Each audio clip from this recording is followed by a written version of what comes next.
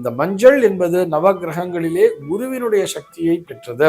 அந்த குங்குமம் என்பது சிகப்பு நிறம் அல்லவா, அது சூரியனுடைய சக்தியை பெற்றது. இந்த குருவும் சூரியனும் தான் கௌரவத்தை தரக்கூடியவர்கள். அதில் இருக்கக்கூடிய தோஷங்கள் அனைத்தும் நீங்க வேண்டும். அப்படி அந்த தோஷங்கள் நீங்க வேண்டும்னா என்ன பண்ணணும்னு சொன்னா, இந்த மஞ்சளும் குங்குமமும் அந்த தோஷத்தை நீக்கி அதை சுத்தமாக்கிவிடும், அதை புனிதத்தன்மையோடு கொண்டு விடும் அப்படிங்கிற ஒரு கான்செப்ட் தான் பிரதானப்படுத்தி வச்சிருப்பா.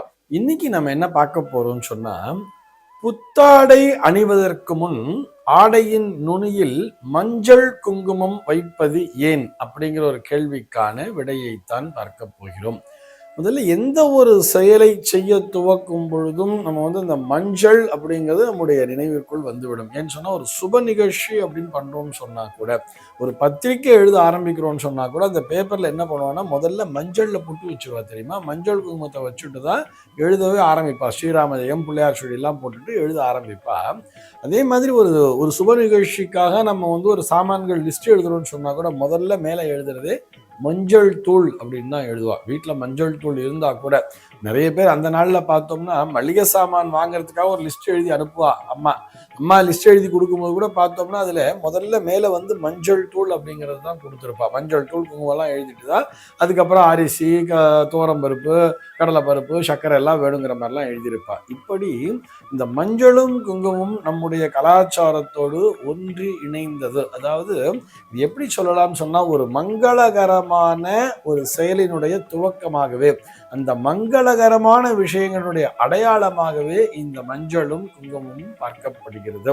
ஒரு புத்தாடை அணிகிறோன்னே வச்சுப்போமே, அந்த ஆடை தயாரிக்கப்பட்ட விதம், முதல்ல அந்த ஆடை ஒரு பருத்தி ஆடை அல்லது ஒரு பட்டு ஆடைன்னே வச்சுப்போமே. அந்த ஆடை அங்கிருந்து அதுக்குரிய ரா மெட்டீரியல்ஸ்லாம் முதல்ல தனியாக எடுத்திருப்பா. அந்த ரா மெட்டீரியல்ஸ்லாம் எடுத்து அதற்கப்புறம் அந்த ஆடையானது நெய்யப்பட்டு அது தயாரிக்கப்பட்டு, ஒரு சில பார்த்தப்பல எல்லாம் அயன் பண்ணி தான் அது தச்சிருந்தா கூட, ரெடிமேட் ட்ரெஸ் இருந்தால் கூட அதை டைலரிங்லாம் தச்சிடலாம் எல்லாம் பண்ணி அதற்கப்புறம் அதை நல்லா அயன் பண்ணி நிறைய மனிதர்களினுடைய கரங்கள் பட்டுதான் அது வந்திருக்கும். அப்படி அது வரும் பொழுது, நம்மிடத்திலே அது சேரும் பொழுது அதை புனிதப்படுத்துகின்ற விதமாக, அதை தூய்மைப்படுத்துகின்ற விதமாக கூட வச்சுக்கலாம். ஒரு பியூரிஃபிகேஷன் அப்படிங்கிற மாதிரி.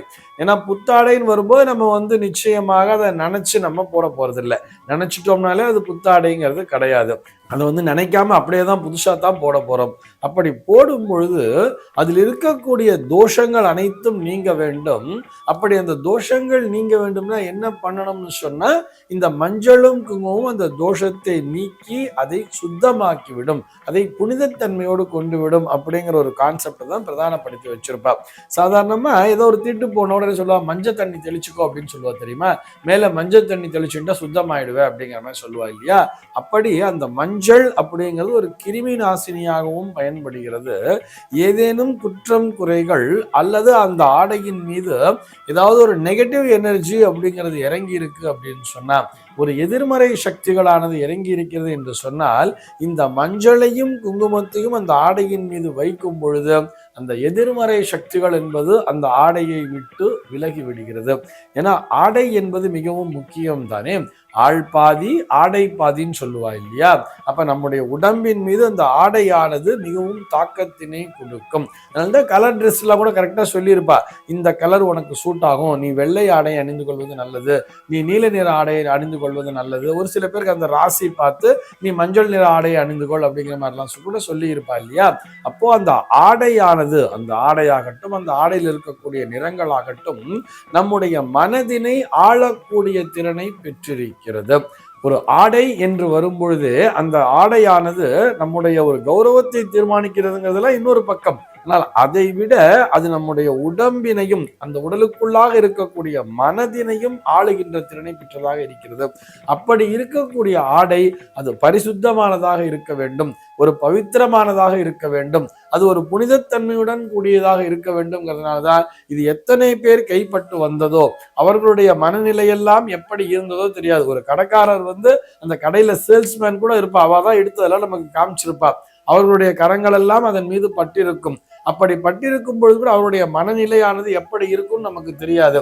அவங்க வீட்டுல ஏதாவது குடும்ப பிரச்சனை இருந்தா கூட அவர்கள் அந்த எண்ணத்தோடு தன்னுடைய மனதிலே இருக்கக்கூடிய ஒரு கஷ்டமான சூழலோடு அவர்கள் அந்த ஆடையை தொட்டிருந்தால் கூட அதிலே அந்த நெகட்டிவ் எனர்ஜி எல்லாம் இறங்கி இருக்குங்கிற மாதிரி நம்முடைய பெரியவர்களா இன்னைக்கு என்ன பண்ணா, நம்ம முதல்ல இந்த புத்தாடையை அணியும் பொழுது அந்த ஆடைகளின் மேல் எந்த விதமான எதிர்மறை சக்திகளும் இருக்கக்கூடாது.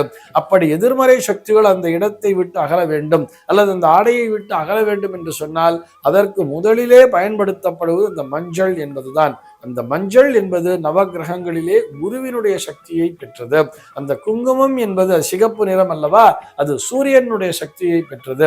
இந்த குருவும் சூரியனும் தான் கௌரவத்தை தரக்கூடியவர்கள், நேர்மையை தரக்கூடியவர்கள், நீதி நாணயத்தை காப்பாற்றக்கூடியதாக ஒரு நேர்மறை சக்தியை பெற்றதாக அந்த ஆடை என்பது இருக்க வேண்டும் என்பதற்காகத்தான் அந்த மஞ்சளையும் குங்குமத்தையும் இந்த நுனியில வச்சுட்டு அதுக்கப்புறம் அந்த ஆடை அணிகிறார்கள்.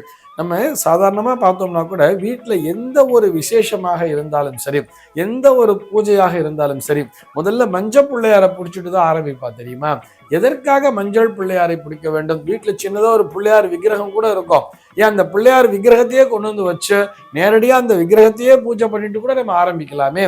ஆனால் மஞ்சள் பிள்ளையார் என்பதை எதற்காக வைக்கிறார்கள் சொன்னா, அந்த இடத்திலே இருக்கக்கூடிய எதிர்மறை சக்திகள் அனைத்தையுமே அது தனக்குள்ளாக வாங்கி கொண்டு அதனை விரட்டி விடுவாம் அந்த இடத்திலிருந்து.